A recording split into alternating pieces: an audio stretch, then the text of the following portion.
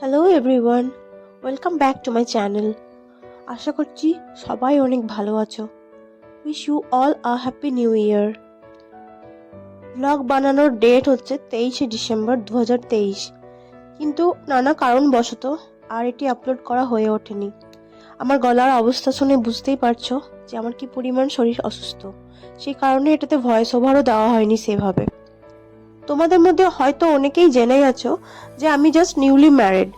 আগের বছর জানুয়ারিতে আমার বিয়ে হয়েছে। তো পুরো ভ্লগটা আমি শ্বশুর বাড়িতে থেকেই বানিয়েছি। তো সকালে উঠে যেমন প্রতিদিন ঘর পরিষ্কার করে নেওয়া একটা কাজ থাকে, কিন্তু সেইভাবে আমি সময় দিতে পারি না, যার কারণ হচ্ছে আমার শিফটিং ডিউটি। তবে যেদিন বাড়িতে থাকি চেষ্টা করি ঘর ক্লিন করে নিয়ে সকালের ব্রেকফাস্ট বা রান্না যাই বলো সেটা করে নেবার। তো এখানে প্রথমে আমি ঘর ক্লিন করে নিয়ে নিজের জন্য চা বানিয়ে নিচ্ছিলাম। এরপর হাজব্যান্ড উঠলে তার জন্য আমি চা বানিয়ে নিয়েছি। আর যেদিন আমার মর্নিং ডিউটি থাকে সেদিন শাশুড়ি মাই পুরোটা সামলে নেয়। এদিন আমার নাইট শিফট ছিল, যেটা রাত 8টা থেকে, সেজন্য আমার কাছে পুরো সারা দিনটাই টাইম ছিল। হাজব্যান্ডের যেহেতু সকালে স্কুল 10টা থেকে থাকে, তাই ও ভাত খেয়েই যায় এবং টিফিন হিসাবে কিছু নিয়ে যায়। তো আমি চেষ্টা করি সেটা হেলদি বানিয়ে দেবার। 23শে ডিসেম্বর শনিবার হওয়ার জন্য ও প্রথমে ব্রেকফাস্ট করে গেছিল এবং স্কুল থেকে এসে লাঞ্চ করেছিল। তো ব্রেকফাস্ট আমি ওটস অমলেট বানিয়েছিলাম দুজনের জন্যই। দুটো ডিম ফেটিয়ে নিয়ে তার মধ্যে ফুলকপি, গাজর, পেঁয়াজ কুচি করে নিয়েছিলাম, এর মধ্যে মটরশুঁটি দিয়েছিলাম আর প্রায় 3 কাপ মতো ওটস দিয়ে নিয়েছিলাম। এবারে পরিমাণ মতো জল দিচ্ছিলাম, চাইলে এখানে দুধও দেওয়া যায়। ওটস যেহেতু ফুলে ফেপে ওঠে সেই জন্য একটু ভিজিয়ে রাখলেই পুরো জলটাই শুষে নেয়। এরপর আরেকটু জল দিয়ে লিকুইড করে ফার্স্টে প্যান গরম করে তাতে তেল ব্রাশ করে একটু একটু করে ওটসের লিকুইডটা দিয়ে দিলাম। কিছুক্ষণ রেখে এপিট ওপিট ভেজে নিলেই ওটস অমলেট তৈরি হয়ে যাবে। চাইলে সস দিয়েও খাওয়া যেতে পারে কিংবা শুধু খাওয়া যেতে পারে। পার্সোনালি সস দিয়ে খেতে পছন্দ করি, তাই সস দিয়ে নিয়েছি। আর এটা যখন টিফিনে দিয়ে দিই তখন এটা ঠান্ডা হয়ে যায়, বাট খেতে সেম ভাবে ইয়াম্মি থাকে। প্রতিদিনই ট্রাই করি আলাদা আলাদাভাবে ব্রেকফাস্ট বানিয়ে দেওয়ার, একঘেয়েমি যাতে না চলে আসে তার জন্য এই ব্যবস্থা। ব্রেকফাস্ট করে নেওয়ার পরেই চটপট রান্নার জন্য প্রিপারেশন নিয়ে নিলাম। কারণ হচ্ছে রান্না যদি জলদি শেষ না করতে পারি তাহলে দুপুরে একটু রেস্ট পাবো না। আর নাইট শিফটে কি অপেক্ষা করে আছে আমার জন্য কেই বা বলতে পারে, তাই না? তো এই দিন আমি বানিয়ে নিয়েছিলাম মুগের ডাল এবং একটা মিক্সড সবজি বলছি এই কারণে, কারণ এটা ছিল উইকেন্ড। তো সেই কারণে প্রায় হাট বাজার শেষ হয়ে গেছিলো। তো ফুলকপি, বাঁধাকপি, কুমড়ো, গাজর, বেগুন যা যা ছিল সবকিছু অল্প অল্প করে কেটে একটা সবজি বানিয়ে নিয়েছিলাম। সবজিটা ছাড়াও সেদিন রান্না হয়েছিল পুঁই শাকের চচ্চড়ি আর রুই মাছ ভাপা। ঘুম থেকে উঠে সকালেই শাশুড়ি মা এই পুঁই শাকগুলো খামার থেকে তুলে এনেছিল।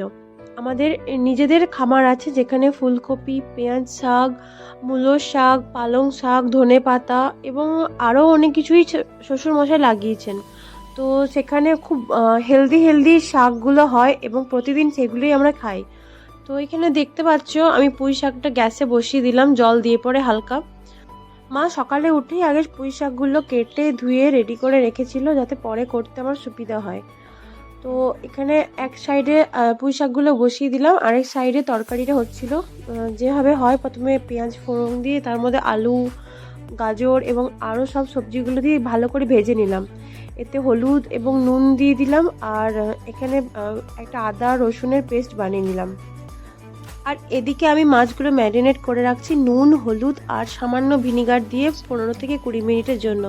এতে মাছের কাঁচা গন্ধটা চলে যাবে যখন মাছটা ভাপাতে দেবো তখন। সবজিটা যখন ভালো করে ভাজা হয়ে হলুদের গন্ধ চলে যাবে তখন এর মধ্যে আদা রসুন পেস্ট, একটা মিক্স মশলা আর সয়াবিনগুলো দিয়ে ভালো করে কষিয়ে নেব এবং জল দিয়ে সেদ্ধ হতে দিয়ে দেবো। মাছ ভাপাটার জন্য আমি এখানে 3:2 অনুপাতে সর্ষে এবং পোস্ত, হাফ টমেটো, হাফ পেঁয়াজ, একটু চিনি, স্বাদ মতো নুন ও লঙ্কা দিয়ে ব্লেন্ড করে নিয়েছিলাম। আর মাছগুলো হালকা একটু ভেজে তার মধ্যে এই পেস্টটা মিশিয়ে দিয়েছিলাম আর একটা টিফিন বক্সের মধ্যে দিয়ে কড়াইয়ে জল দিয়ে ঢাকা দিয়ে ভাপতে দিয়ে দিয়েছি। বাস আধ ঘন্টার মধ্যে আমার মাছ ভাপা পুরোপুরি রেডি।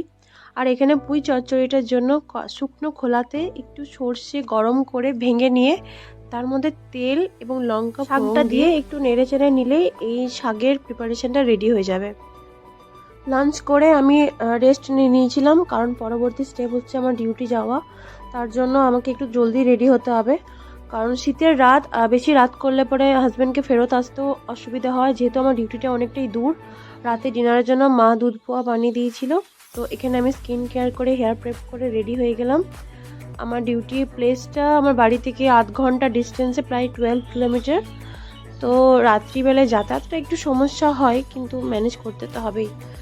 এই যে আমি ইউনিফর্ম পরে নিয়েছি, এখানে পিঙ্ক স্ক্রাবের সাথে পিঙ্ক স্কাঞ্চিটা ম্যাচ করেছি, সেটাই ফ্রন্ট করছিলাম। তো কেমন লাগলো ব্লগটা জানিও অবশ্যই। Thanks for watching and please subscribe to my channel. Bye bye.